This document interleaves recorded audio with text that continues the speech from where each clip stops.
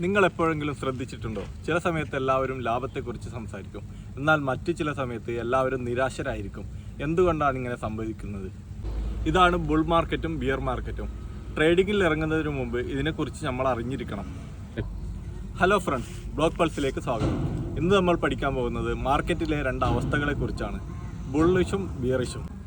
എപ്പോഴാണ് വാങ്ങേണ്ടത്, എപ്പോഴാണ് വിൽക്കേണ്ടത് എന്ന് തീരുമാനിക്കുന്നത് ഇവരാണ്. ആദ്യം നമുക്ക് ബുൾ മാർക്കറ്റിനെ കുറിച്ച് ചർച്ച ചെയ്യാം. ഒരു കാള ശത്രുവിനെ എങ്ങനെയാണ് ആക്രമിക്കുന്നത് എന്ന് നിങ്ങൾ ശ്രദ്ധിച്ചിട്ടുണ്ടോ? അത് തല താഴ്ത്തി അതിൻ്റെ കൊമ്പ് കൊണ്ട് ശത്രുവിനെ മുകളിലേക്ക് വലിച്ചെറിയുന്നു. അതുകൊണ്ട് മാർക്കറ്റ് വിലകൾ തുടർച്ചയായി മുകളിലോട്ട് പോകുന്ന സമയത്തെ നമ്മൾ ബുൾ മാർക്കറ്റ് എന്ന് വിളിക്കുന്നു. ഇനി നമുക്ക് ബെയറിഷിലേക്ക് കടക്കാം. കരടി ആക്രമിക്കുന്നത് എങ്ങനെയാണെന്ന് ശ്രദ്ധിച്ചിട്ടുണ്ടോ? കരടി അതിൻ്റെ ശത്രുവിനെ താഴേക്ക് അടിച്ചിടുന്നു. അത് ആസ്പദമാക്കിയാണ് ബെയർ മാർക്കറ്റിൻ്റെ ജനനം.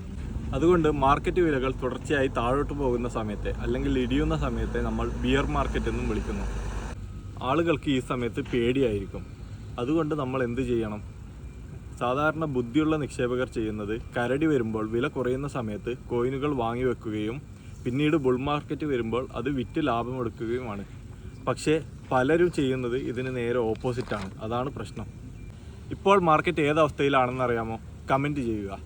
അപ്പോൾ ക്രിപ്റ്റോയെക്കുറിച്ച് കൂടുതൽ അറിയാൻ ബ്ലോക്ക് പൾസ് ഇപ്പോൾ തന്നെ ഫോളോ ചെയ്തോ. ഒന്നിച്ചു പഠിക്കാം, ഒന്നിച്ചു വളരാം.